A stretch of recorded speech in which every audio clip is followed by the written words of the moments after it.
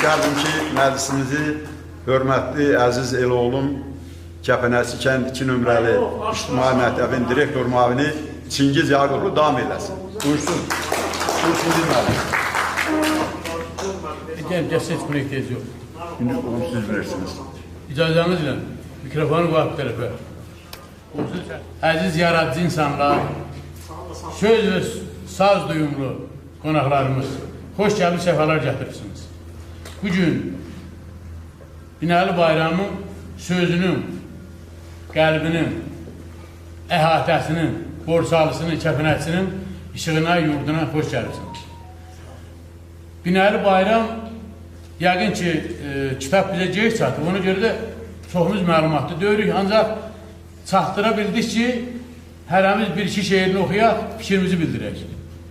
İnanıram ki, kitabı oxuyandan sonra hamınız fikrinizi daha media vasitəsilə bildirəksiniz. Ancaq bəri başdan bildirmək istəyirəm ki, Binəli Bayramı şeirlərindən birinci səhifədən axıra kimi türkçülük yağır, türkçülük eşidilir.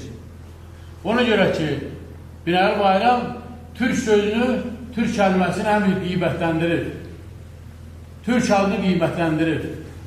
Fazil Nəcib Qısa Kürəyin bir belə şeiri var, bir beytdir.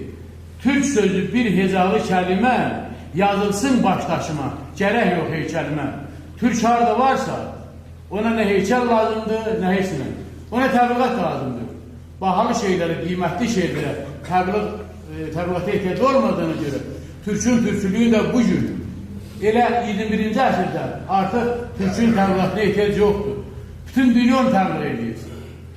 Bütün dünya ilə dərs götürür. Siyasətində də, iqtisadiyyətində də, hər şeyində, hətta sözündə də.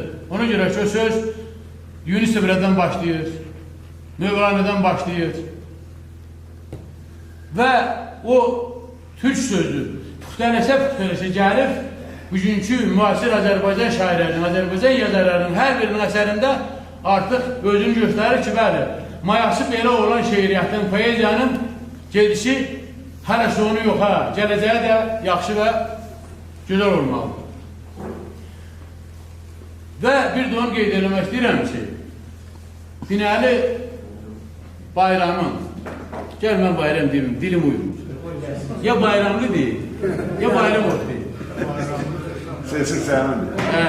Seçim mənimdir. Onda da bu amca nə tərəqarıb bayramlıdır.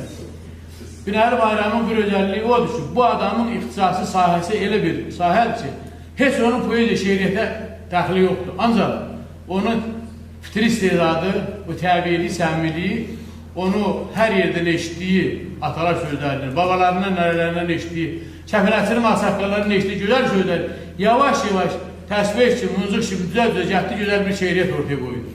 Və inanıram ki, Binəli Bayramının o mayalandığı torpaq, mayalandığı hava, südü, sümüyü onu daha da qava aparacaqdır və yaradıcılıq uğurlar verirəm Binəli Bayramlıya.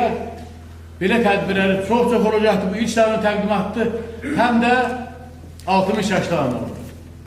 60 yaşda bir şahsatlar demək, əvvəldən 15-20-25 yaşında şeirlər çıxardırdılar, çap edirdiler. Allah verib saat mətbuat azaltırdı. Kim burayı nə istir yazır, tək bir barada sponsor olsun, kitab işiniz görsün. Ancaq bu adam əgər 60 ildən sonra yaracını gətirib çıxardırsa, demək bu 60 illik təcrübəsindən oxuduğu şeirlərin, mayalandığı torpağın bütün mənalarını zərcər dəqiqləri öyrənə-öyrənə, bilə-bilə güncəldə çatır. Ona görə də kitabı belə gec çap olunur.